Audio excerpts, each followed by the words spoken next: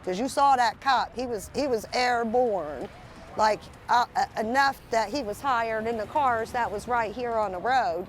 Dramatic moments playing out in North Columbus. A CPD officer struck by a stolen vehicle. New at 10, a witness describes the chaos.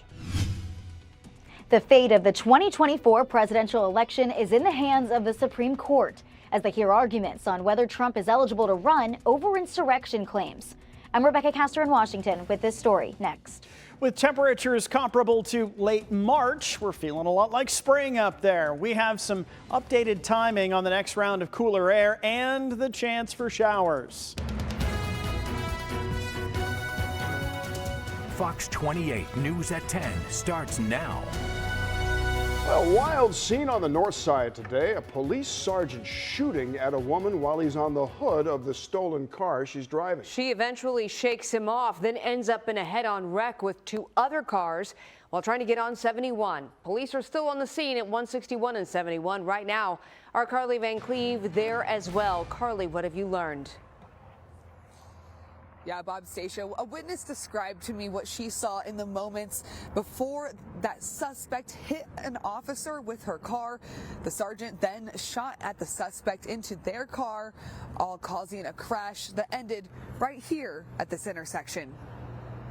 I was at the Shell at the Sinclair 161 pumping my gas, and she pulled up on the side of the car, asked me for a cigarette. Witnesses describing the moments before a woman hit a police officer with her car. And I see the cop fly up in the air, and then next thing you know, you just heard pop, pop, pop, pop, pop, pop. It all started when someone called 911 saying they'd just seen their stolen 2015 Toyota Camry driving on 161. Police tell us the woman took off when they first tried to stop her, then watched her go from a Sheetz parking lot across the street to a shopping center's empty parking lot, where she was making some unusual moves in the car. At one point, the vehicle was backing up and then abruptly drives forward in an aggressive manner and strikes one of our sergeants. That's when she hit the Columbus police sergeant and kept driving with him on the hood of the car.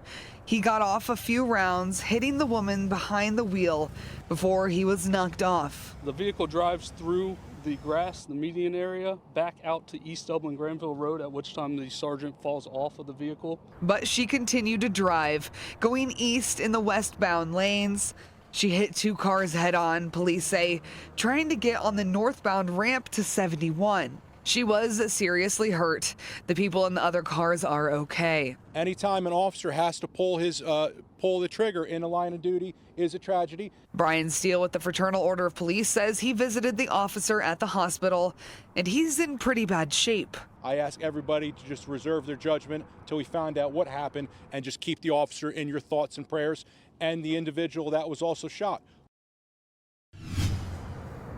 Well, because this is an officer-involved shooting, the Ohio Bureau of Criminal Investigations will be taking over from here. The sergeant, though, is in the hospital tonight and is expected to be okay. We'll be sure to keep everyone updated as we learn more, too. For now, reporting live, I'm Carly Van Cleve, Fox 28 News. Carly, thank you so much. Now, folks, I want to give you some more perspective on where and how all of this happened. So police spot the car here. Then we move right by Beechcroft High around 3:30. The driver takes off and is eventually found a few miles away at the Sheetz on 161 near 71. You can see the Sheetz marked here on the map right here. The scene then moves over here to Huntley Square, where there is the confrontation. So you see right here, that's where the confrontation happens with the sergeant. Less than half a mile later, the head-on collision and arrest. So a wild scene there. This is a story you'll want to keep up with. Download our Fox 28 app. We'll send breaking news updates straight to your phone. Just search Fox 28 Columbus in your app store. And a scene to rival it today in Philadelphia with another officer-involved shooting. Two officers, in fact, shot there, and then a house fire started. It started this afternoon when an 11-year-old girl called police saying that she'd been shot. Officers responded, and they were met with gunfire. And then the house was set on fire. The area was evacuated, but crews couldn't put out the flames because someone was still inside shooting. We don't know who was in the house. We don't know who the shooter was. We don't know how many people are in there. We don't know their status. We don't know if they're alive. Police officers right now are making sure that that scene is secure. The gunfire has stopped. I just left that scene. Some of us, the chiefs, did as well. The house was still on fire, so we weren't able to make entry yet. Now, what we know now is that the attorney saying both officers are in the hospital and are doing fine. As many as 6 people lived in the home. They're still missing. Investigators think they may not have made it out. Breaking news out of the west side now. Another police chase, and this one started out of an armed robbery in the past half hour at Franklin Heights High School. Officers went after the suspects all over the hilltop. Eventually, this ended on Wedgwood Drive near Eakin Road, and 3 arrests were made. All right, Chief Meteorologist Marshall McPeak joining us now. Another really pleasant night before another pleasant day tomorrow. I think we've got a couple of nice days still on the way. It's going to be warmer than average, but there's also some rain in the forecast. So tonight, we're still going to have mild temperatures. Now, the chance for frost is minimal, even in rural areas, because we're going to be above freezing for most of the region. So with clouds tonight, a little bit more of a breeze, we're likely to avoid that chance for frost. The cloud blanket means we get some milder temperatures because we're holding in that heat. Your day tomorrow, cloudy, windy, and warm again. Tonight, right now, it's still 45 degrees here in Columbus. Athens is down to the freezing mark, and it's below freezing in Cambridge. You've had a little more clearing in these eastern and southeastern parts of the state. That's why you're a little bit colder there. We've had more clouds in the central and western parts of Ohio. More of those clouds are going to move in during the night tonight, so this is going to become a mostly cloudy night. And again, that cloud blanket should actually be very helpful for us. So that's why we're less likely to have that chance for frost in the morning. But your roads will be dry. Not expecting any issues for the morning commute weather-wise. You'll have mild conditions. You'll still want the winter coat in the morning, but in the afternoon, it's going to warm up and be pretty pleasant.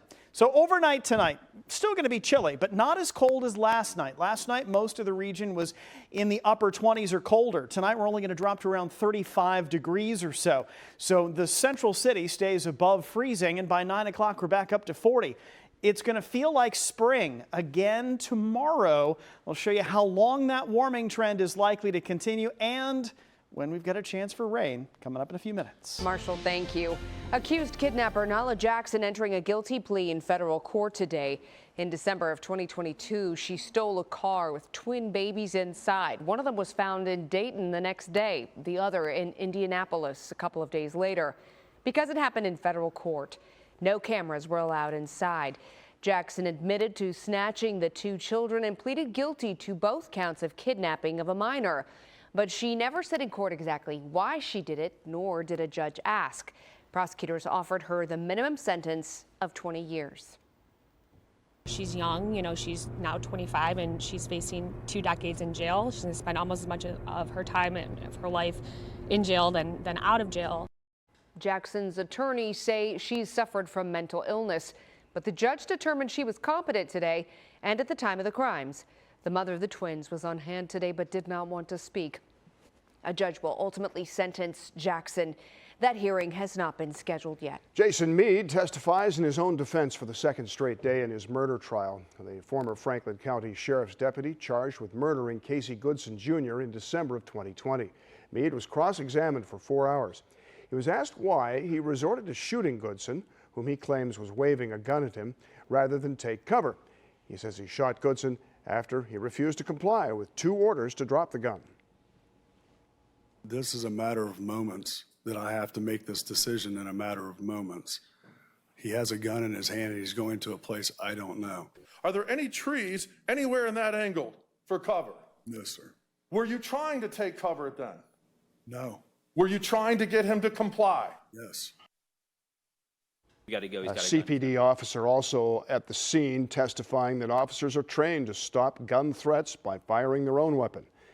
Goodson's family says he was carrying a bag of sub sandwiches and keys and had headphones on so he couldn't hear Meade.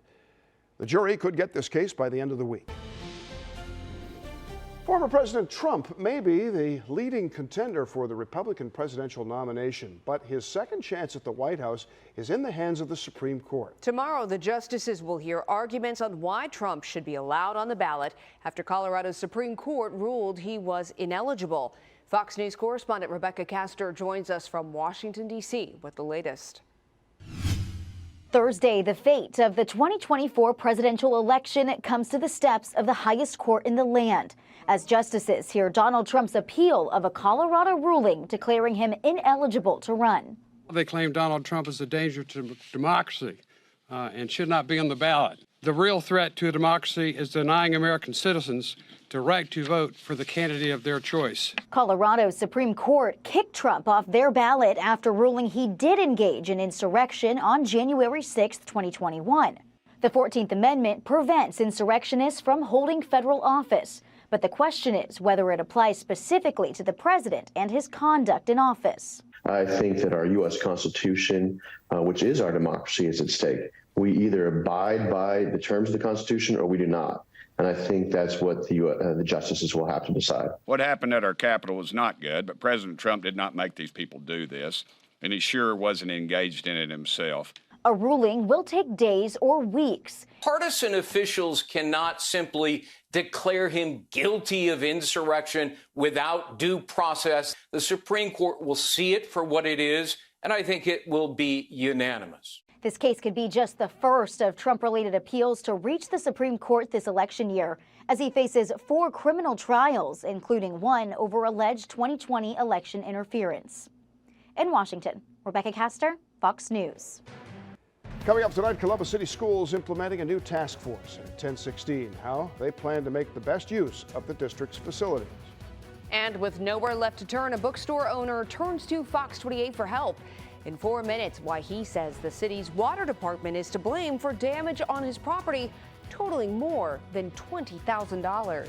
Well, we're not setting any records tomorrow. Didn't today either, but it is really nice out there. We had 55 degrees in Columbus this afternoon. Record for today is 62. That was set in 2019. We're going to see how close we can get to the next records coming up.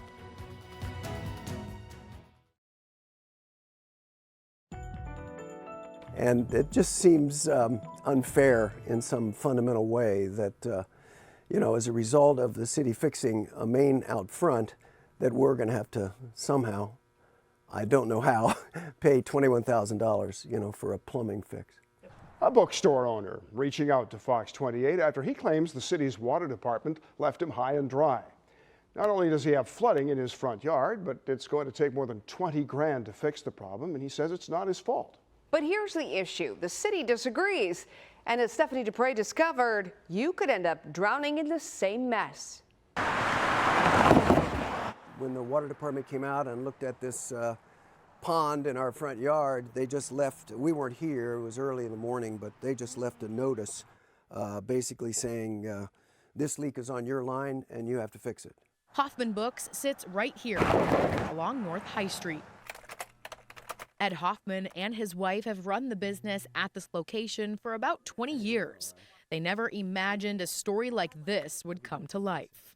Our challenge at this point is just to figure out, if this is entirely on us and how we're going to pay for that fix. About a week ago, a city water line burst, literally right out in front of the store. The Columbus City Water Department says crews shut off the water to fix the issue. When they flipped it back on, Hoffman says that's when the problem started. And this is where they did their repair. I reached out to the City Water Department for answers. I was told Hoffman's line is private and it's made of galvanized steel, making it prone to cracks and leaks. The city says because the line is older, it couldn't handle the pressure. Administrators say any damage to the line would be Hoffman's responsibility regardless. Unfortunately for Hoffman, he doesn't have insurance on it. That there are some cities that will allow customers of the water department to opt in for insurance of that type, but Columbus isn't one of them. Hoffman holding out hope the city will work with him on the situation, saving him thousands of dollars in repair costs. He does have a bit of a warning, though, for others. To investigate and find out if you have insurance or if that kind of insurance is available. I'm Stephanie Dupre, Fox 28 News. We started looking into this after the viewer reached out to us. If you have an issue in your neighborhood you'd like us to look into, just call our tip line at 614-512-4993. CCS Superintendent Dr. Angela Chapman launching a new community task force. aimed at making the best use of the district's facilities. The group will have a number of responsibilities. The main focus includes identifying buildings for closure or consolidation. Last year, prior to the passage of the latest CCS levy, we spoke with those concerned about the low utilization rate of some district property. At the time, board member Jennifer Adair told us selling school buildings would not be the first option. This isn't just about a checkbook problem. This isn't about that. This isn't about just, oh, let's throw them together to save a few bucks. This is about the future and education of our students. And if we don't do this right, it will actually harm us in the future. Adair also told us the district would look to consolidate as CCS hopes to build 5 new school buildings in the near future. The Community Facilities Task Force has their first meeting set for next week. They're expected to have a full list of recommendations by June of this year. Just head to our website for a full look at the members, as well as an outline of their plans for the months ahead. Breaking news, another daffodil sighting at stately Kendrick Manor. Really? Very nice. Every year it seems you look and they come up and you go, no, this is way too early. It feels way early. And every year it gets earlier. We had the crocus already show up, and so some of those are starting to peek up through the mulch and even flower. Go It's back. too soon. Go back down. So yeah, it's great to see the color starting to come back, but those might get, well, most of those can actually handle the cold weather. So the daffodils and the crocus can even get snowed on and still be fine. But it's still a little early, even for them. We do have some cloud cover across most of central Ohio now. That cloud blanket is going to be helpful for us over the next few hours. Right now it's 45 at John Glenn Columbus International Airport. The wind out of the southeast at only 5 miles per hour, so just barely a wind chill right now. Your Bassett Services heating and cooling current conditions in Mount Vernon at 41. Same thing in Courthouse. Logan's at 34. Chillicothe at 43. And again, the wind chills really don't change very much because there's not much of a breeze out there at the moment. But the temperatures will make their way down through the mid-30s. We'll get to around 35 for the eventual low tonight with mostly cloudy skies. And it'll start to get breezy by early tomorrow morning. Not expecting frost across most of central Ohio. Here's your joke for tonight. This one comes from Sean. Space question. Why did the cow go to space? Anyone? Well, kind of. Wanted to see the moon. To see the moon, yes. Jump over the moon. Here's the cloud cover first thing in the morning. Your morning commute will still be dry. In fact, your whole day tomorrow is going to be dry. The rain holds off until well after sunset. In fact, in most areas, it's going to be close to midnight before that finally gets in here. It's not much. It's just a little bit of leading edge of this system that's going to move through. But the wind is going to be strong tomorrow ahead of that. And that's going to help boost our temperatures up a whole bunch as well. On Friday, still plenty of clouds and an occasional shower will be possible, especially in the early part of the day, but even warmer by then. So at school tomorrow, plan on your winter coat in the morning, 36 degrees when you're headed out the door. For the afternoon, you're going to be in the mid to upper 50s. You're likely to end up with recess outside because I think you're going to be dry for most of the day, even though we'll have a bunch of clouds. And then we get even warmer on Friday with a high near 61 degrees, still in that range on Saturday. So is that going to break any records? Not likely, because our record on Thursday is about 72 degrees. So February 8th, Columbus is warmest. February 8th was 72 in 1937. On Friday, the record high is 72 again. That was set last year in February. So tomorrow, we're only going to make it to 59, but that is still way above average for this time of the year, even if it's not record setting. The wind out of the southwest pretty strong, helping to keep those temperatures up. On Friday, 61, breezy, mild. Some scattered showers will still be possible, and we'll see a few showers on Saturday as well with another high near 59.